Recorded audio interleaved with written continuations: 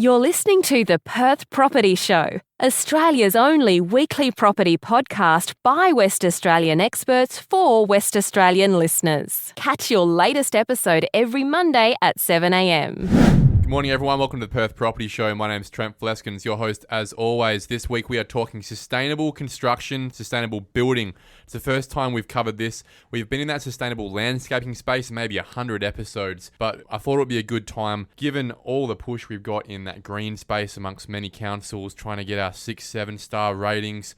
And seeing these large skyscrapers coming up these days, or at least getting through planning, even in Western Australia, it looks like we're supposed to be having the tallest timber skyscraper in the country soon. It's time to start talking about options for construction that don't always include double brick. They may not, but at the very least are starting to become more sustainable. Climate change is something we cannot shy away from. It's going to become more expensive to live in hotter and colder and wetter climates going forward. So how do we build our homes in ways that mitigate all these costs from the start and just get those energy bills down, right? It's getting more and more expensive. To help me out with that conversation, I've got David Mynott from Second Dawn, a burgeoning sustainable construction company.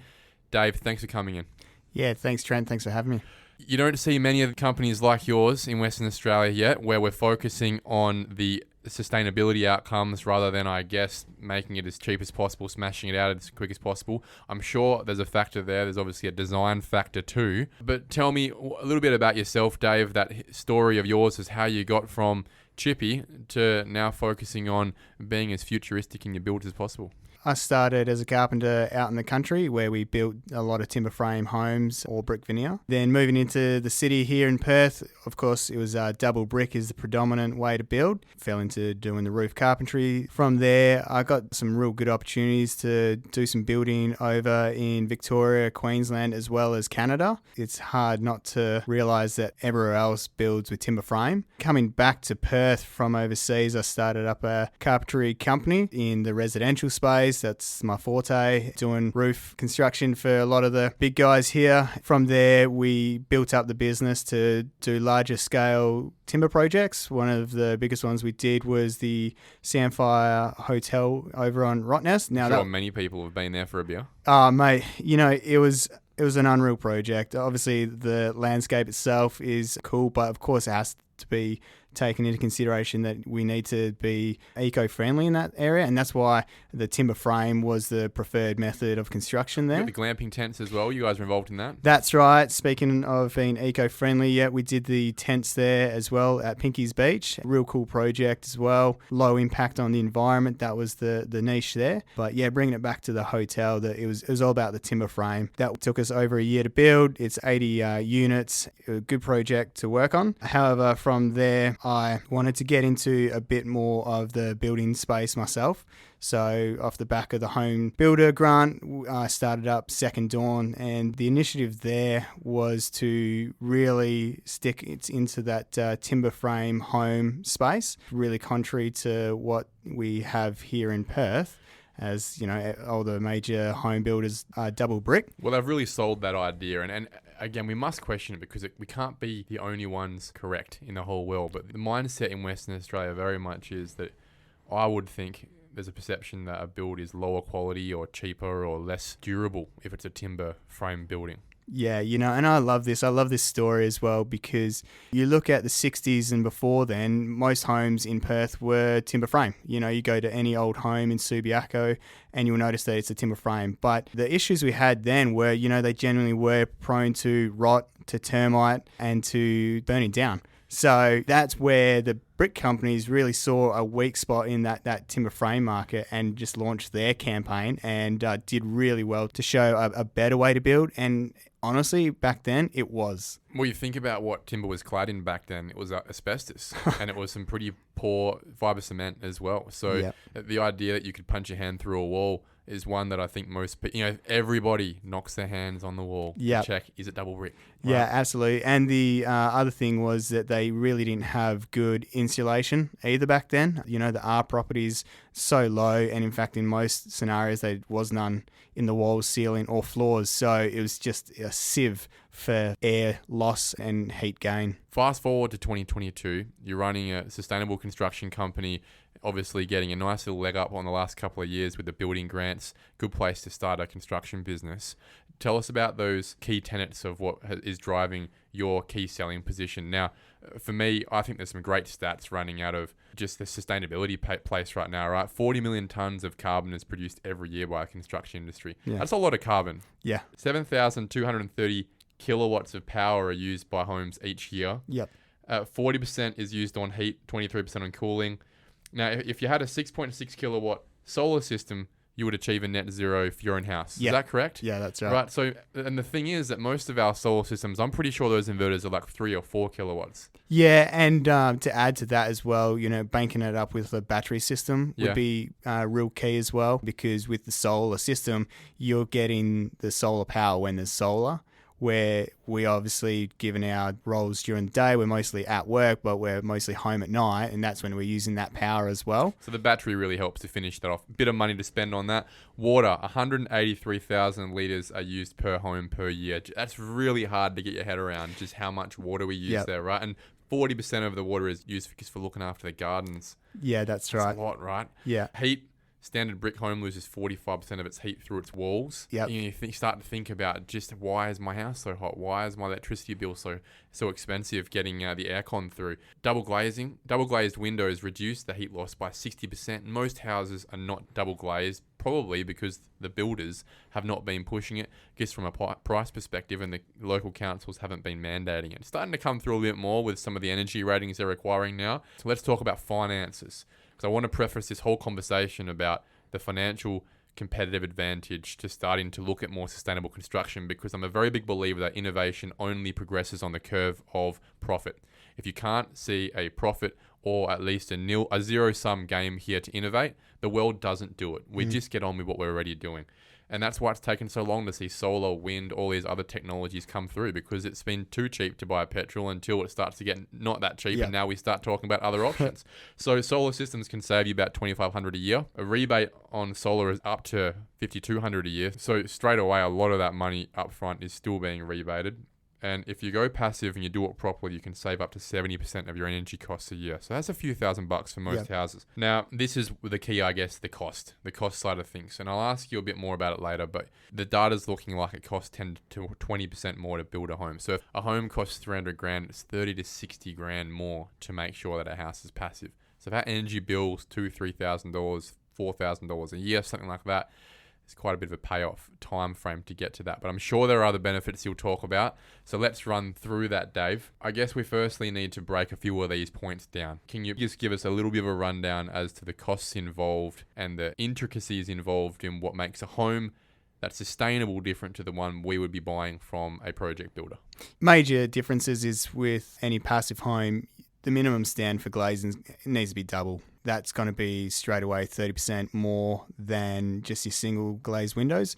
Now, your standard project home builder, they're going to use 4mm glazing. They are starting to go up to 6mm glazing, and that's just to be able to keep up with the Natter's star rating there. It's already getting a bit more costly for the major builders. So how thick's the double glaze? Double glaze, so usually you got two 6mm with like a 15mm cavity in between. Yep. And the other important thing is to have a thermal break in between the outside layer of the frame and the inside layer. So the thermal break being, well, the outside of the window frame is going to get hot, right? So what you try and do is stop that bridging so that the inside of the frame doesn't become hot as well. It doesn't become a radiator. Exactly. You feel a steel post on one side, it's going to be hot on the other. It's because it just transfers that heat. Okay, so to go into double glazing is going to increase our glazing cost by about 30%. But I'm assuming this is one of the big low-hanging fruits here on saving a lot on energy and just comfortability. Yep, that's right. Then another one that you're going to be looking at paying a bit more for is your wall system, the wall build-up. So we can't do double brick? We can't do double brick, but I also wouldn't be encouraging anyone just to go straight 90mm stud wall. Again, because the benefits of a double brick is it had that cavity, right? And that allowed it to breathe. Now, I haven't seen many well-built brick homes where that cavity is breathing well, but a 90mm stud wall doesn't breathe either because, again, there's no batten, there's no cavity. So that, we're just talking about thermal bridging. Well, that sun's going to hit that outside cladding, go straight through your timber frame and then straight in. Steel frame's even worse because, again, with your high thermal conductor is steel. So we're going to be paying more for a wall build-up because with our homes, what we've got is we do have a 90mm stud wall, but then we've got a cavity batten on the outside where we stick our cladding, and that's allowing that ventilation from outside so that air, we all know hot air rises, the air is allowed to escape for heating that wall. Then internally we have another batten system as well. So it's that wall build up that's going to cost. So it's instead of having double brick, we've got double timber, essentially. Look, that's a funny way to think about it. Yeah, it kind of is double timber. If you added it up, it wouldn't be because the battens we can use are smaller and thinner gauge. So in that timber cost, it's less. I have seen and heard of people doing double timber walls, and that's an unnecessary cost. All right, what if I came to you and said, Dave, I just don't like the idea of being able to knock my hand on the internal wall when I'm living in it and when I'm selling it and it be hollow. I want some part of my house, especially the internal part, to be brick. So it's like a reverse veneer. Yeah, and I would encourage anyone to go reverse brick veneer. By far, that is the best way of construction and the most expensive. So it's, you know what I mean? It's like, well, because we've got the two worlds coming together, right? So you got a 90mm frame outside. So you're paying for that 90mm stud wall. You're also paying for a 90mm brick wall inside. And given an insight, the trades also here wouldn't really be susceptible to that type of construction. Meaning, not much experience. No experience. So like I have seen one down in Fremantle, look like a really good job, but you're paying for the bricky, you're paying him $2 a brick at the moment, plus you're paying the timber. So it's not an affordable way to build, but it is a great way to build if you can afford it. With regard to sustainability? Well, look, in regards to passive design, because it's got thermal mass inside, but I wouldn't put it in the same boat as sustainable. So there is a big difference between sustainability and passive, right? All right, tell us about that. Sure. So passive design is all about building a home that works with and against our natural elements, right? So works with the sun, but it can also work against the sun. For an example, working with the sun is having, your classic north-facing glazing. So in the winter months that you are getting some sun ingress into your house. Now talking about having thermal mass walls being brick, if you are able to heat up a thermal mass wall, then that's going to be able to release slowly. That thermal lag will then heat up your home once that sun goes down, right? High ceilings as well. I always find that when I'm in a Federation home with 34, 35 course ceilings, it feels cooler. And that can be a problem. What a passive home is also trying to achieve, and also the Natters system, is about keeping heat in. So if it's cooler inside naturally, when it's just a medium day outside, that wouldn't be a good home. It should be warm, should be room temperature. So if it's cooler, you haven't really achieved a passive home. You're doing half the job. Yeah, so getting back to that example there of working against the sun is, having things like shading, whether that's with awnings or even just landscaping. So then you're protecting your building against the sun, right? Look, a reverse brick veneer, I think we're getting a bit off topic, but, great way to build. But it's the difference between that now and sustainability. Sustainability is, what we all know. It's all about trying to reduce carbon emissions around the globe and reduce heat. Now, the amount of carbon produced by bricks to be able to make brick, we've got here a stat. For 1 ton of bricks, it creates 280 tons of carbon. That's insane. With timber, a ton of timber actually has a negative 806 ton carbon effect. With our homes, I'm just really trying to move away from bricks. They have their place, especially for retaining. If you do want to put it in for a thermal mass wall where you are going to get that north sunlight and hit it and be able to help radiate some heat into your house at the right time. But other than that, for us, it's all about the timber. So what's the next things? You've spoken about windows, you've spoken about the frame of the house. What's another low-hanging fruit? It's the products. There's some seriously cool products and innovations that we can put into our homes. We use heat pumps, so we've gotten rid of any gas. coming into our homes. So, there's actually a reduced cost by not having gas, which is a plus. But also we're trying to intentionally move away from fossil fuels. Induction cooktops and appliances, which run off electricity, which, if you got your solar, this is how we achieve net zero, right? You're creating your own electricity that you need to then live in your house. And then some of the other systems, we're really all about sort of water conscious as well. We don't want to waste the resources we have. So other things that we like to innovate and put into our homes are, we call them water catchment systems, but it's just a fancy way of saying water tanks. So grey water stuff as well? No, look, the reason why we're not going into grey water at the moment is just around planning issues and stuff like that. It is always going to be a little bit more tricky, but we said 40% of water goes to gardens, right? So let's reuse that water we're catching towards our gardens so we can reduce that wastage. But where are we putting these rain tanks? Obviously everyone thinks about a rain tank, it's one of those big cylinders sitting at the backyard. These days I know there are a lot of slimline rainwater cells that you can put. Where will you normally have these in the backyard? Yeah, great question, Trent. I've been thinking about this sort of stuff for years, and with our specific design, we're able to actually put them underground. Like a soak well, essentially. Look, it's basically, think of a soak well. The reason why we do that is our homes are sort of targeted at homes in infill areas, so not the biggest. Well, that's the problem when you think about it, especially what we do at Strategic. We are all about infill. Yeah. And I'd like to be able to put more sustainable water catchment systems into these properties, but when you've got enough space for maybe 16 square meters in the backyard, there's nowhere to put your rainwater tanks, even if you wanted them. Yeah. And so that's why we've put them underground. And even with our design, we catch water not just on our roof, but if it's hitting the walls as well. So then it then goes down into our drains and then goes into, we've got 2 5,000 litre tanks each side. The thing is, though, that's cost. Now, that's not integrated into our house price. That has to come as an additional because not everyone's budget's going to be allowing these really good things. Really cool idea, though.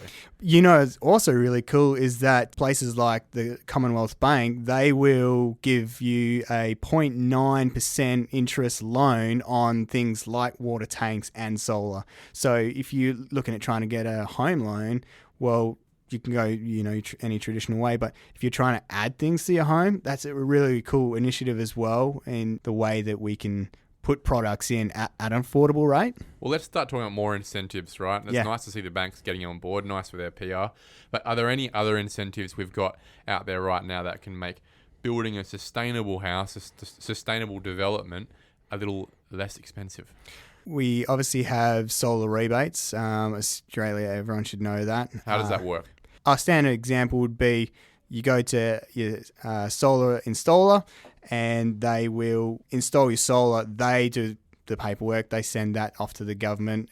They get the rebate, the kickback for installing the solar from the government, and then they pass that on to the client. And what sort of cost are we looking at for solar at the moment for a standard, 4 kilowatt system?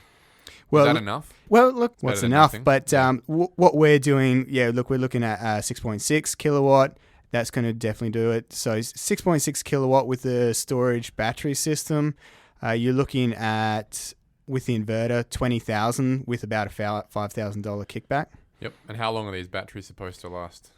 15 years. So it will pay itself back when you look at how much you spend on energy bills per year. Other incentives is, again, the banks will offer green home loans. Now, that might be only between 0.5 to 0.9% if you shop around. Yeah, I've seen, I think it's Unibank, Teachers Mutual, these sort of banks offering green home loans. Yeah. Yeah. So if we're looking at the building costs in an extra 10, 20%, let's say, for example, your house is costing you $500,000 to build, 10, 20% of that's what, 50 to 100,000. Now, what's 0.5% on that home loan over a 30-year lifetime? What would that be? Yeah, it starts to add up. Let's put it that way, yeah? right? So, I mean, it's already cutting that down. You're saving at least a couple of thousand a year. Yeah.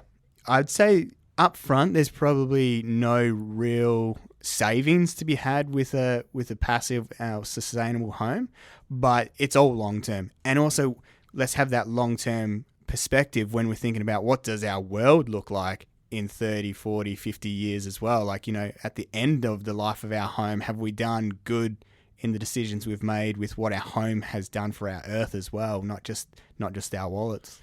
Let's think about local and state and federal government. I'm still harking on this incentive side of things. Are you saying there's not a lot that's going on other than the solar rebate? There's not much else? And if not, what would you suggest would be some easy pickings there for them to have a good PR win and make a big difference and get things moving? There's a small rebate for doing heat pumps. So again, moving away from your standard hot water units being gas or electric, we're using heat pumps. So you get a small kickback there.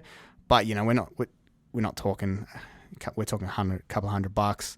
More controversially, we're offering $20,000 to anyone that brings an old brick home that we can demolish, because for us it's about trying to rejuvenate the stock of homes out there. So if we can remove a old energy inefficient home and then replace it with two new energy efficient homes, for me that's a massive win, and that's really that'd be a great life mission to be had if we can start changing the landscape, the building landscape here in Perth, to move away from that inefficient brick home to an efficient timber home. Let's talk about the business case for this on the back end, right? And I haven't seen or looked into enough of the data, to be honest, but have you got any evidence of these homes actually selling for more than something similar? Is the market actually appreciating this from a financial perspective? I've only heard that sustainable homes sell for about 10% more than anything else on the market. I don't have any hard facts on that. It's just articles that I've read. I want to say that there probably isn't much of a difference. And the reason is I don't believe that there's enough understanding around or appreciation around what an energy efficient home offers and can do. And, I often have this argument with people, and, they'll say, well, you would never be able to sell a timber frame home here in Perth. It makes me nervous, to be frank. Look, I wish that we could be more sustainable in the way we construct, and it's so easy to listen to you talk and get on board with these ideas. But at the same time, it does make me nervous if the idea of doing a double brick townhouse development or a timber development, I'll be nervous that we'll be niching our market when looking to sell them at the end of the day, when the fella walking through looking at purchasing the property is knocking every single wall and noticing it's hollow. Now, the cool side of the sustainable, especially the timber builds, is they look awesome. When you tie in sustainability with some really cool architecture, it doesn't get better than that, right? They look phenomenal. And the ironic thing is that a lot of the way through Western Europe, a lot of these places have been built with timber for decades, which is, and they don't care. Centuries. Yeah, exactly right. Now, and these are modern apartment buildings or modern mansions, and they make the most of it. They use it as features. All the cross-laminated timber, for example, that's going into these homes. Now, this is where I get nervous, and I wonder when that watershed moment will be, when everyone starts to flip the coin and go, oh, double brick. I'm not really keen on that. It's going to cost me in the long term. Yeah, well, let me jump in there because that makes me excited. I think that every market, especially the property market, has niches within their own buyers. You're going to have, obviously, a niche can only buy in, say, West Perth, in the Golden Triangle. There's a niche group there that can buy there. You're going to have a niche group of people that are looking at your project home builders. Why? Because that's where their budget allows, and they're going to be out there. So you're saying that's there a niche. is a market for this. We are quite already getting so much inquiry. And so many people going, I have not been able to find someone else or another builder or another company that's able to offer a sustainable passive home. And so what we're doing is we're actually unlocking a part of the market that's not been able to exist yet. That's huge. Yeah, it's a great way to put it. And that's the thing, just because there is no data or minimal data on it doesn't mean it doesn't exist yet. Yeah, and absolutely. You can essentially be a price maker on these things as well. If you were to develop homes like this and have some bravery around it and sell it the right way, you're right, there is an opportunity, that there is a market, especially if you are spot on with your geography. I think if you were to do this in Fremantle, it'll be a lot easier to pass this on than doing it out in Hillary's, for example. Yeah, sure. It's interesting. The biggest uptake we are getting is in the sort of the West Perth coastal areas. They're the people that we're getting the most interest, and then of course way down south, the southwest coast. Yeah. Well, and isn't the irony of it is with timber frame is that the second you step out of the Perth metro area, there is no expectation for double brick. Yeah, you go to Dunsborough, Margaret River, Augusta, Bustleton, all these areas, no one's bothered at all. And if that, generally they look at it as an architectural feature that these things are built beautifully in timber. Yeah. You go up to the Pilbara, it's all built in steel frame mainly because of the cyclone course. rating. Second you're in Perth though, somehow the timber becomes lower quality or less durable. Yeah, and I've always wondered to myself, I wonder where the actual cutoff of where that begins. Yep.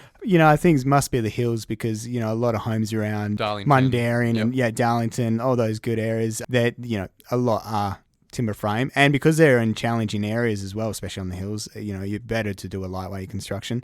But like I said, I grew up out in Northern. That's where I started and that's where I built. And it was all timber frame or brick veneer, but predominantly it was timber frame. And it was just...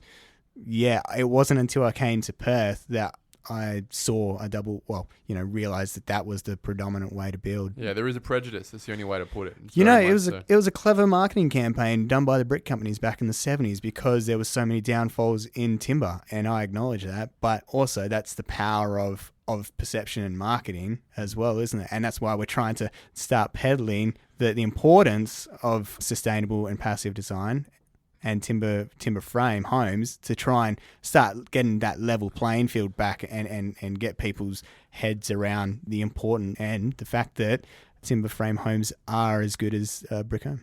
Look, as I said before, innovation moves along the curve of profitability. As bricks have become so much more expensive in the last couple of years, it's given people, I guess, an opportunity to start thinking about timber and steel. Yep. Now, bricks are going to start getting cheaper again. Yep. The big building companies who love their brick are going to start making it much more affordable again over the next year or so to make it harder for people to see the business case. You've spoken to timber. Why haven't we said anything about steel? Is that not a sustainable option? Because a lot of the building companies are using steel as a cheaper option for their first homeowner market, so in the townhouse space. Yeah, absolutely. And I'm seeing that as well. I've seen a number of the project home builders doing either steel frame or if it is a brick veneer, it's with the steel. And I think it has got to do with the availability as well as the affordability. Steel by nature is not really a sustainable product. You can get what you call green steel, where it's businesses who are sustainable conscious and doing their part or their best to be able to reduce carbon. But, the amount of energy that's going to be required to create steel, and once it is formed into steel, it can't reduce carbon. Timber is a tree, it's a living thing, even though it's then cut down into timber, still can soak in carbon. So steel is not a sustainable product by nature. And like we were talking about, that thermal bridging, it's a great conductor for heat. So what you're telling me here is that those building companies, and I won't name them, but it's pretty obvious when you go out into the house and land packages that only build with steel frame. Are you saying that a steel frame roof is obviously less sustainable than a timber frame roof? Yeah, again, by the nature of the product, it is. And again, by the heat conductivity of the product being steel, it's going to create more heat in your roof space. It's a shame we see a lot of it. It seems to be much more prevalent these days, steel frame roofs. Well, but that's the thing. Think about what's behind the marketing. It's got a lot to do with availability right now. Now, you can't get timber to sites. Why? Well, we have a problem, and it is around availability of timber, chain. Right? And why? It's because the rest of the world builds with timber.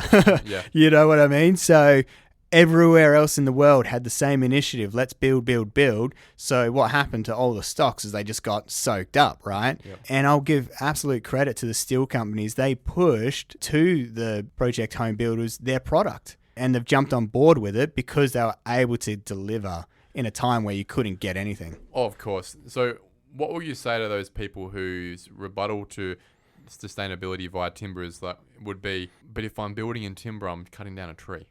Yeah, sure. And we all want to make sure we save the trees. Yeah. And if we're building with more timber, what do we have to do? We have to plant more trees. Well, you hope so we can get more timber, right? So if we start turning the demand to timber, well, then that's also going to encourage forestry to be able to enact, better forestry initiatives in creating more pine plantations, etc., so that there is longevity there. Yes, people get nervous about cutting down the Amazon.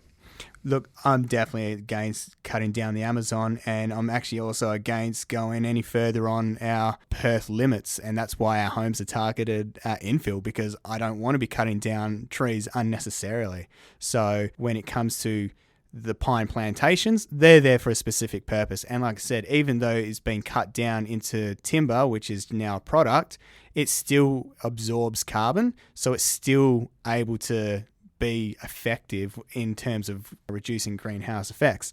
And the timber that's getting used is new growth. It's been planted for the purpose of construction. It's not coming from old growth forests. It's not coming from down south where those areas are protected. We're not constructing in Carrie or Marrie or Darra. No, those days are so long gone. You know, I wish that they weren't, because they are a beautiful timber to work with, but our supply is limited.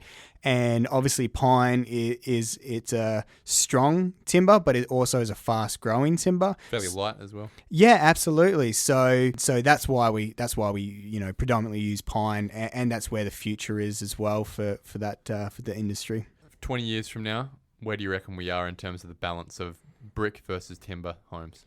You know, I think we'll look back to this conversation and go, well, that was the beginning of maybe the end of brick homes, because there can't really be a future for double brick homes. And the reason is they're not going to be able to keep up with the NATA's energy rating. Explain that. So that's the National Home Energy Rating Scheme. Right now in Perth, we have the lowest rating, that's 6.1, and I think that bar's been set just so that brick homes can get in. Once we get to 7, and once we're starting to get to 8-star energy rated homes, you're going to be hard pressed to be able to get a double brick home, or especially anything that Project Home Builder is offering across that line. So you're saying that at some point the greenies will essentially make it impossible to build in double brick, have it meet the standards required? You know, I wouldn't be going so far as saying, you know, the greenies are going to make it impossible. I think it's level-headed people that have a mindset for the future and want it to be a positive future.